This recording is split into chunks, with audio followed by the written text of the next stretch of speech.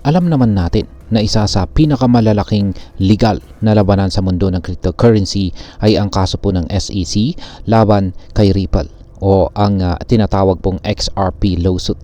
Matagal na po itong inaabangan ng mga crypto investors at traders dahil malaki po ang magiging epekto nito sa hinaharap ni XRP at maging sa iba pang mga crypto assets. Pero bakit nga ba tila hindi pa natatapos ang kaso? Bakit po nagdesisyon ang US SEC na i-dismiss ang ibang crypto cases pero hindi pa rin kasama ang Ripple? Kaya yan po ang siyang ating pag-uusapan sa video na ito. Pero bago po tayo magpatuloy ay pakibasa na lamang po ang disclaimer dito sa ibaba ng ating screen. Ayan, bakit nga ba hindi kasama ang Ripple sa ibang dismiss na crypto cases? Kamakailan lamang ay in-announce ng US Securities and Exchange Commission o SEC ang pag-dismiss ng mga kaso laban sa ilang mga malalaking crypto companies tulad po ng Kraken, Cumberland at saka Consensus. Ayan. Ang ibig sabihin po nito ay hindi na maaring buksan muli ang mga kasong ito sa hinaharap. Ngunit sa kabila nito ay nananatiling nakabinbin ang kaso laban kay Ripple. Ayon po kay Madam Eleanor Terret, isang Fox Business journalist, hindi ito nakakagulat dahil iba raw ang kaso ni Ripple kumpara sa iba pang crypto firms na napawalang sala na. Isa sa mga pangunahing dahilan ay ang tinatawag po na injunction o kautosang inilabas ng korte laban kay Ripple. Dahil dito ay kailangan munang humiling ang SEC kay Judge Torres na tanggalin ang injunction bago ito makapagpatuloy sa mga susunod na legal na hakbang.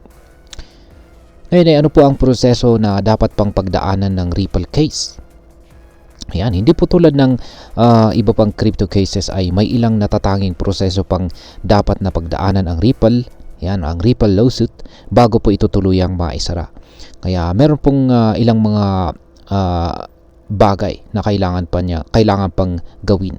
At una ay ito po ang formal na paghiling ng SEC para maalis ang injunction. Yan, dahil may existing injunction laban kay Ripple, kailangan po talagang hilingin ng SEC sa hukuman na ito ay tanggalin upang maituloy yan or maipagpatuloy ang kanilang pag-withdraw sa kaso. Ayan, pangalawa ay kapwa ang Ripple at saka SEC ay kailangang maghain ng ilang legal na dokumento bago po makagawa ng final na decision ang korte. At ang pangatlo ay bago po ang formal na pagkakadismiss ng kaso, kailangan pong magkaroon ng opisyal na botohan sa loob ng SEC kung ipagpapatuloy o tuluyan na nga talagang ibabasura ang kaso laban kay Ripple.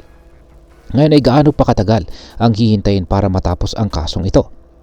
Ayon po kay Attorney Fred Rispoli, malaki ang posibilidad na matapos na ang kasong ito sa loob ng susunod na 60 days or 60 na pong araw.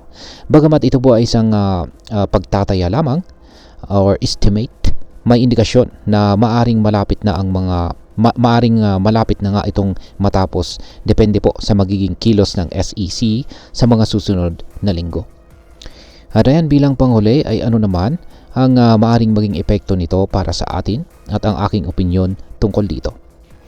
Yan, habang patuloy na natatagalan ang kaso ay patuloy din ang volatility sa presyo ng XRP. Sa ngayon ay bumagsak na po ang presyo nito sa $2.21 or meron po siyang 5.38% na pagbaba sa loob lamang ng isang araw. Paki-check na rin po yung aking technical analysis dito kay XRP kanina. At ayan, sa nakalipas na linggo at saka buwan ay naitala rin ang pagbaba ng XRP ng 6.7% at saka 2.2%. Pero kahit may negative trend, nananatiling positibo ang pananaw ng ilang investors dahil may 17.6% na pagtaas sa kanyang trading volume na umabot po sa $3.85 billion. Dahil dito ay may ilang analyst po na naniniwala na maaring umakyat ang presyo ng XRP sa $11 kung magiging pabor ang kalalabasan ng kaso. Pero syempre, ang crypto market po ay unpredictable. Kaya dapat po tayong maging maingat sa ating mga investment decisions. At ayan, para sa atin, bilang mga Pinoy na nag-i-invest or interesado rito kay XRP, mahalaga po ang kalalabasan ng kasong ito dahil maaring makaapekto po ito sa regulasyon ng crypto sa buong mundo, kabilang na po ang Pilipinas. Kung manalo po ang Ripple, posibleng lumuwag ang mga regulasyon at mas maraming oportunidad ang mabubuksan para sa atin bilang mga traders at investors. Pero kung hindi po magiging pabor ang desisyon, maaring magkaroon po ng mas mahigpit na regulasyon na posibleng makaapekto sa liquidity at saka availability ni XRP sa mga local exchanges.